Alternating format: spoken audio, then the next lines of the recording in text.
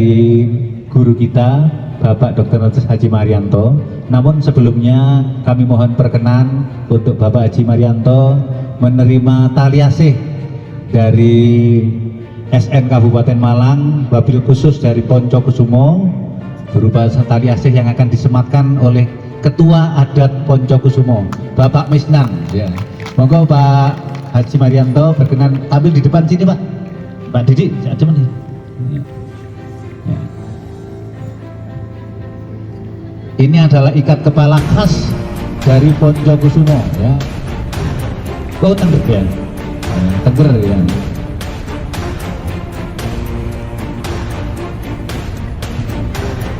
Wah luar. Ya.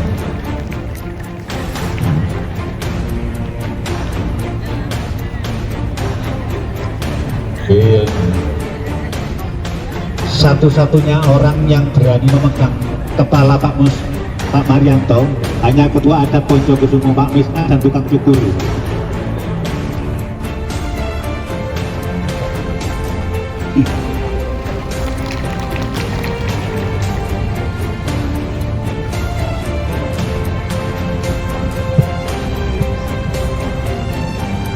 Assalamualaikum warahmatullahi wabarakatuh. Alhamdulillah, alhamdulillahirabbil alamin. Segala puji bagi Allah yang memberi kita kesempatan, kesehatan, dan kekuatan sehingga kita masih bisa bersama-sama, tentu dalam rangka meningkatkan kualitas hidup kita melalui pelatihan satu Nusantara. Bapak dan Ibu, saya jadi ingat pada di Sparta, Finis, Spartathlon, mereka juga punya adat,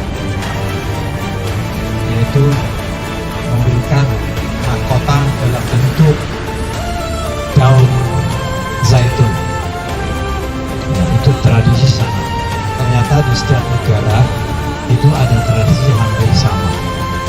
Artinya sebetulnya manusia itu universal, mempunyai adat budaya yang lebih kurang sama, hanya bentuknya yang berbeda-beda. Pak Sugiman harusnya itu disuruh lari dari Surabaya ke sini baru dianugerahi. Setuju ya? Kalau setuju nanti berarti semua anggota lari ke Bromo. Ya.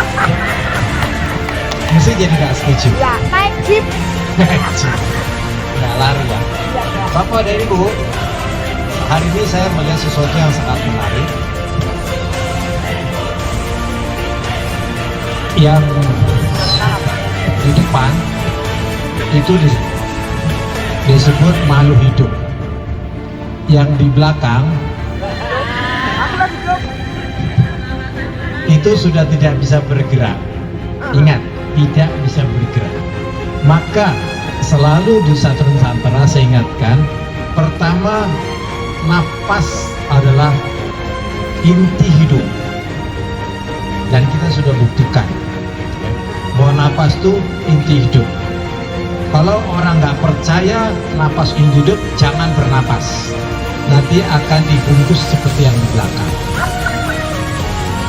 Yang kedua, ciri hidup adalah gerak. Tidak ada gunanya orang hidup kalau sudah tidak bisa bergerak. Kita bisa menyaksikan di keluarga kita, tetangga kita, kalau sudah di kursi roda di tempat tidur, maka hidup pun sudah nggak ada gunanya. Sudah tidak bisa lagi punya ciri hidup, yaitu bergerak. Di Jepang ada penelitian yang sangat sederhana. Ada sekitar 5.000 orang diteliti, statistiknya sederhana. Dari gawang berjalan sampai ke gawang, pakai stopwatch, diberi waktu. 5 tahun kemudian 5.000 orang ini diabsen satu-satu. ternyata yang sudah meninggal itu yang jalannya paling lambat. Yang jalannya cepat itu masih hidup. Kenapa demikian? Dari berjalannya saja seseorang kita bisa tahu umurnya panjang atau pendek. Kenapa tahu? Karena dari perwujudan jalan itu menunjukkan kerja organ di dalam tubuhnya sebetulnya. Semakin pelan dia berjalan, berarti sudah sistem dalam organ tubuhnya sudah menurun kemampuan kerjanya. Jadi Bapak Ibu kalau misalnya ke acara manten, jangan suka parkirnya di depan manten. Parkir agak jauh supaya apa? Supaya jalan. Ya. Lama-lama jalannya menjadi makin cepat. Ingat, semakin males, semakin pelon orang itu bergerak, dia akan cepat seperti yang di belakang sana. Gampang kan itu? Ya.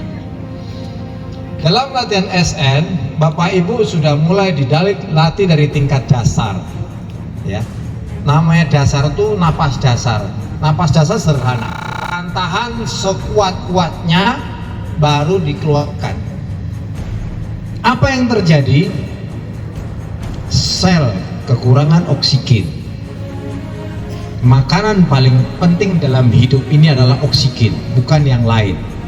Kalau orang tidak makan, berhari-hari masih kuat. Orang tidak minum, berhari-hari masih kuat. Tetapi kalau orang tidak makan oksigen, biasanya dalam waktu 5 menit habis. Nah, manusia lalai tidak pernah melatih tubuhnya menggunakan oksigen dengan baik. Di SN lah kita kenalkan.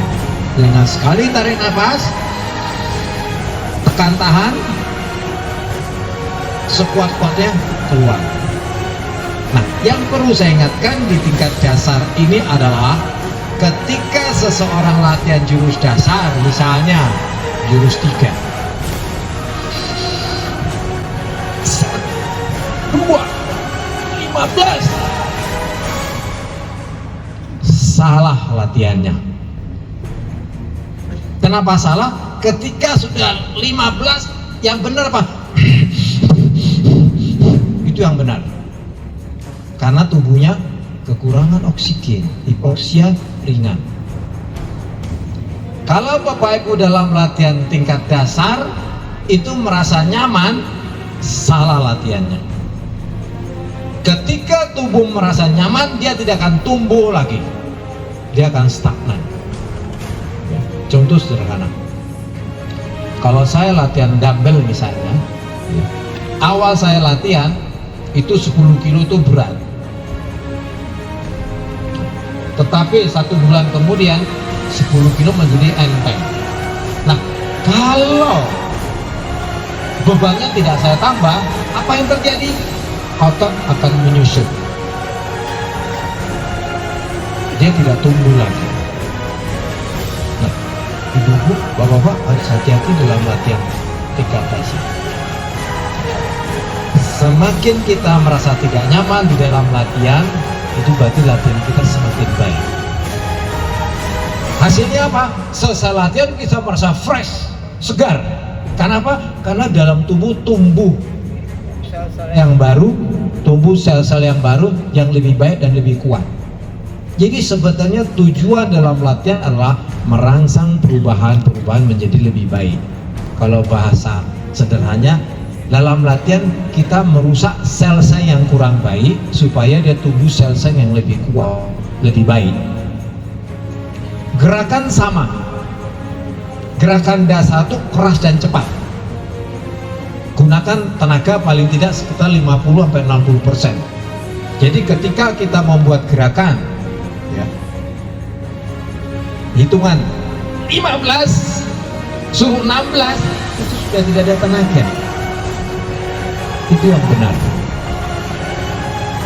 Kalau sudah 15, pelatihnya salah hitung, 16 masih kuat, salah. Berarti kurang menggunakan tenaga ototnya. Kalau otot tidak akan tumbuh dengan baik. Bapak Ibu tahu, perbedaan anak muda dengan orang tua adalah di ototnya. Maka Bapak Ibu jangan heran, semakin kita berumur, semakin kita berlemah, karena otot kita menyusut. Berat badan yang sama saja, orang berumur beda kan anak muda. Ketika kita masih muda, sistem ototnya masih bagus, jadi makannya masih banyak. Kadang-kadang ibu-ibu itu komplainnya, perasaannya jarang makan, perasaannya cuma minum kok tambah gemuk, karena ototnya tidak aktif. Jadi dalam latihan dasar ada perbaikan sampai tingkat sel, juga ada perbaikan di otot. Kalau Bapak Ibu dalam latihan SN berat badannya tambah terus, itu berarti salah di latihannya. Biasanya yang suka merusak ibu-ibu, setiap latihan bawa makanan. Yang dibakar cuma 200 kalori, yang dimakan 500 kalori. Plus biasanya ketawa-ketawa ini suka makan itu. Saya dari dulu pakai rumus yang sangat sederhana. Dari SMA ukuran celana saya tidak pernah berubah, tetap di angka 29. Kalau saya beli celana gak muat, itu yang salah bukan ukurannya, yang salah orangnya. Karena di pinggang ini tidak ada namanya otot, yang ada lemak. Jadi kalau kita sudah ganti ukuran celana, tambah hati-hati, itu peringatan. Sekarang sederhana begini ya Bapak dan Ibu, ya. Habis mandi, ya, sehabis mandi, coba kita berkaca, lihat tubuhnya masing-masing. Lah, dia lihat tubuhnya sendiri nggak suka, coba. Gimana orang lain mau suka? Gampang kan? Istilahnya stologi. Apa stologi, Bu? Sangat tua gini. Stologi. Nah, kelebihan lemak Bapak dan Ibu itu tidak bermanfaat di tubuh, justru dia akan meracuni tubuh. Gudang lemak itu di kulit. Kalau dia sudah penuh, tidak bisa ditampung di kulit, maka dia akan luber masuk ke dalam darah. Maka mulailah triglyceridnya naik, kolesterol naik, jadilah gula darah naik, asam urat naik, semua menjadi naik. Akibat selanjutnya apa? Kimia darah menjadi kental. Karena kental, sulit mengalirnya, maka jantung diperintah oleh otak pompa yang keras. Akibatnya apa? Tekanan darah naik, tekanan darah menjadi tinggi, ya. Penyumbatan pembuluh darah dan seterusnya akibat dari pengendalian berat badan yang kurang baik. Asal masuk dan keluar, ya, asal yang input outputnya sama, Bapak Ibu tidak akan berubah berat badannya. Pengendalian berat badan adalah pengendalian pencegahan penyakit yang terbaik. Ya. Ingat, nanti pulang mandi, coba berkaca, suka kepada bentuk tubuhnya. Kalau nggak suka, rubah itu. Ya. Kalau menjadi atletis kan bagus dong tubuhnya. Ya, kita lihat senang, pasti orang lain dia juga senang. Tuhan lihat tubuh kita juga jadi senang, jadi nggak cepat dicabut untuk nyawa tuh. Bapak dan Ibu, latihan SN adalah latihan yang sangat sederhana, bisa dipraktekkan dimanapun, kapanpun. Gerak-gerak SN adalah gerak-gerak yang sederhana, tapi melibatkan seluruh tubuh. Jadi perhatilah gerakan-gerakan itu. Tubuh ini kalau ditantang, dia akan tumbuh berkembang. Tetapi kalau dimanja, apa yang terjadi? Dia akan menurun. Jadi jagalah tantangan itu. Paksa dia, tahap demi tahap. Ingat ya, tahap demi tahap. Maka tubuh itu akan tumbuh terus berkembang. Kapan dia berhenti? Tidak ada yang tahu. Limit itu hanya ada di otaknya masing-masing. Dengan latihan SN, kita dekatkan yang namanya harapan sehat dengan harapan hidup. Ya. Sekarang harapan hidup tertinggi sampai tahun 45 itu dimiliki oleh negara Spanyol. Jepang sudah mulai ditinggal, ya. Spanyol lebih tinggi. Saya tahun yang lalu ikut lomba lari di Spanyol sambil belajar kenapa orang Spanyol sekarang bisa mengalahkan orang Jepang dalam harapan hidup. Beberapa hal yang bisa saya sampaikan. Yang pertama adalah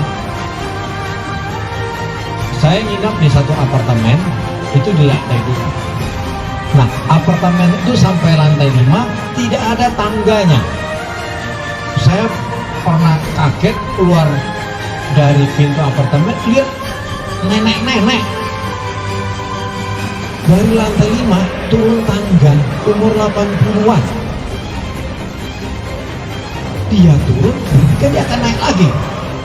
Itu dilakukan sehari-hari juga. Umur 80-an. Di Indonesia nggak akan mungkin kita mau seperti itu. Padahal peribahasa sederhana Bapak dan Ibu.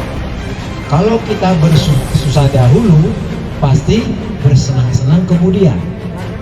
Kalau orang sudah bersenang-senang dahulu, jangan berharap bersenang-senang kemudian. Bersusah-susah kemudian. Sama sebetulnya dengan kejadian sehari-hari itu. Jadi orang Spanyol umurnya panjang karena mereka suka bergerak. Ketika saya mau nyebrang jalan, saya berhenti. Semua mobil itu berhenti. Saya berhenti, kok mobilnya berhenti? Ternyata mobil nunggu saya nyebrang. Itulah yang membuat orang sana itu suka berjalan dan bergerak. Jadi pejalan kaki itu sangat dihormati. Kalau di sini bingung kita mau nyebrang, mobil gak ada yang berhenti. Jualan terus. Di sana, kalau kita sudah di pinggir jalan, itu semua mobil berhenti, menunggu kita lewat. Bergerak, berjalan. Yang kedua, supaya kita umurnya bisa panjang, ketika saya berdiri di lampu penyeberangan, saya lihat kanan, lihat kiri. Pandangan mata saya kan terbatas, kanan kiri. Itu ada 7 lampu merah. 7 lampu merah. Ini setiap 100 sampai 200 meter saja itu ada lampu stopan coba.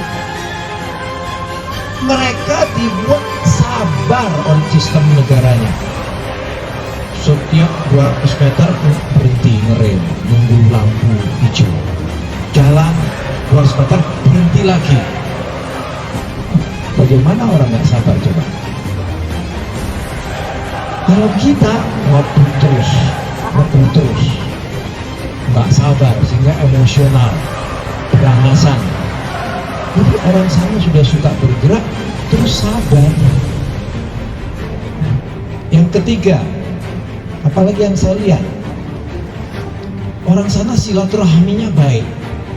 Sore-sore saya jalan, mesti orang kongko-kongko di pinggir jalan sampai minum kopi, minum teh, sampai ngobrol-ngobrol. Silaturahmi memperpanjang umur. Itu yang kita lakukan sekarang. Ketika orang bersilaturahmi, pikirannya nggak pernah susah. Bapak Ibu sama, kalau udah kumpul di lapangan, latihan, pasti ceria, bahagia. Gak ingat lagi yang di rumah. Jangan lupa, satu bergerak, yang kedua sabar ketika silaturahmi, terus apalagi yang keempat, lingkungan yang bersih. Di sana yang namanya kendaraan tidak pernah saya mencium bau asapnya. Jadi orang berjalan, orang berlari di pinggir jalan di trotoarnya tidak pernah kena namanya polusi kendaraan, karena standar kendaraan, asap kendaraan mereka sudah bagus. Kalau di sini kita lah jalan, ada bis yang kentut, wah sudah asapnya nggak karuan. Lingkungan yang saya senang datang ke daerah seperti ini, karena apa? Udaranya bersih. Kalau ke Jakarta saya nggak senang. Kenapa? Karena udaranya sekarang kira-kira udah terburuk nomor 3 di dunia itu Jakarta. Jadi jangan berharap orang Jakarta itu umurnya panjang. Uang tidak bisa membeli umur. Walaupun mereka kaya raya, tapi umurnya pendek. Karena apa? Mereka merusak kesehatannya dari lingkungan yang kotor. Jadi saya heran Bapak dan Ibu, kalau ada manusia yang mengotori paru-parunya dengan asap. Apa itu? Merokok. Ibu-ibu paling hafal itu. Karena korbannya salah satu memang ibu-ibu. Perokok pasif itu sudah dikenal di kalangan medis calon penderita kanker. Jadi kalau bapak-bapak merokok, ibu-ibu dipersilakan di luar rumah. Bilang sama bapaknya kalau mau mati duluan silakan. Gak usah ngajak-ngajak. Enggak, nanti ibunya yang duluan. Soalnya perokok pasif itu yang lebih berbahaya. Kalau bapaknya sengaja ngerokok dekat ibu, nah itu berarti minta kawin lagi itu. Jadi ibunya mati duluan itu. Hati-hati ibu. Bapak dan ibu, gerak salah, lingkungan yang bersih. Apa berikutnya? Punya tujuan hidup. Kalau orang nggak punya tujuan hidup, jangan harap umurnya panjang, karena tidak ada semangat hidup yang lebih baik. Jadi Bapak Ibu di dalam hidup ini harus punya tujuan. Tujuan hidupnya apa? Melihat cucu sampai menikah, bisa menggendong buyut, itu namanya tujuan. Harus punya niat. Yang terakhir tidak kalah pentingnya, punya keyakinan dalam hidup, ya, punya iman dalam hidup. Itu yang membuat kita berumur panjang. Jadi harapan saya adalah Bapak Ibu dalam latihan SN betul-betul bisa mendekatkan yang namanya harapan sehat dan harapan hidup. Di Indonesia harapan sehat itu masih rendah. Banyak di antara keluarga kita baru umur 40 sudah sakit-sakitan. Padahal dia punya harapan hidup sampai umur 70 tahun. Nah bayangkan 30-an sakit-sakitan, 30 tahun mati-matian, akhirnya mati juga. Boleh berumur panjang tetapi tetap sehat. Nah itulah yang kita lakukan sekarang. Tapi jangan lupa kembali dulu ada syaratnya. Ada syaratnya agar kita tetap hidup sehat dan bugar dan panjang umur. Syaratnya itu minimal 3. Pertama, latihan teratur. Teratur usahakan bisa seminggu minimal 3 kali. Jangan dibalik, jangan teratur 3 minggu sekali. Jadi kalau di lapangan kita dapat 2 kali, di rumah 1 kali. Kenapa minimal 3 kali? Karena manfaat olahraga Bapak Ibu tidak bisa ditabung. Saya ulangi ya, manfaat metabolisme olahraga tidak bisa ditabung. Paling kita bisa pertahankan 2 kali 2, ya paling 2 kali 24 jam. Jadi hari ini kalau kita latihan bagus metabolisme tubuhnya, pertukaran zatnya dalam tubuh bagus. Tapi setelah itu dia akan menurun. 2 hari lagi kita latihan lagi, dia meningkat lagi.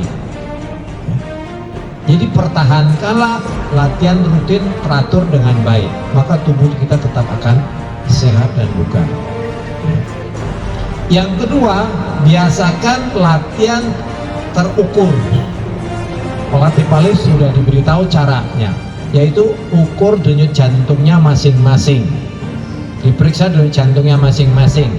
Biasakan latihan denyut jantungnya sekitar 65 sampai 80% dari denyut jantung maksimalnya.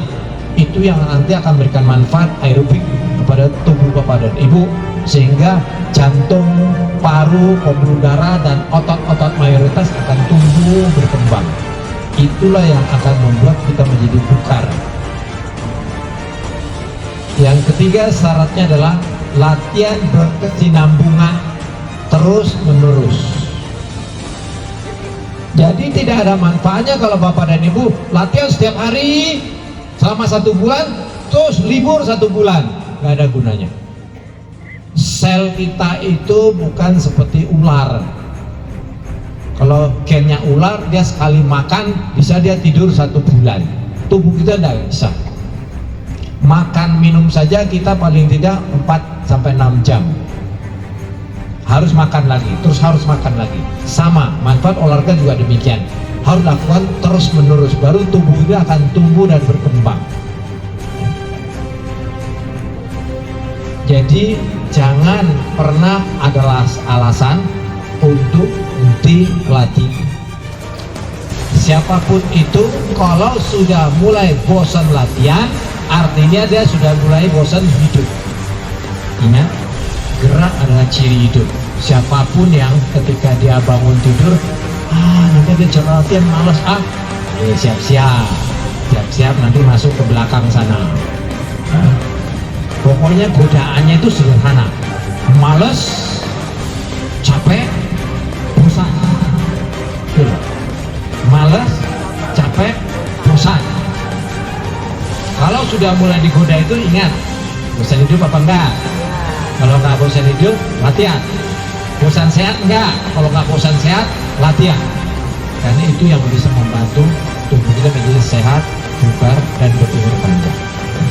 Demikian, terima kasih. Atas kekurangan mohon maaf. Assalamualaikum warahmatullahi wabarakatuh. Waalaikumsalam. Bapak atau Ibu yang paling tua, kalau dipanggil paling tua gak ada yang ngaku ini. Ada 80, 77, ada lagi?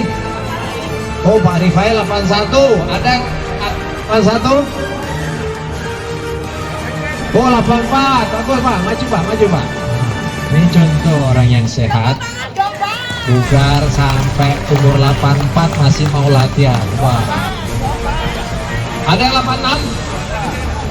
Tuh, maju. Satu lagi 86, 2 orang, saya minta 2 orang. Tuh, beliau contoh yang baik. 86 naik, gak apa-apa, 86. Silakan 86 sama 84. Ada 2 orang Bapak, 86 gak apa-apa. Sini Pak. Bapak 86 nih. Silakan depan. Maju sini. Ibu-ibu kalahkan bapak-bapak. Gak ada ya? Ibu-ibu gak ada yang di atas 80? Ini jangan-jangan ngaku 80, kayaknya masih 50-an ini.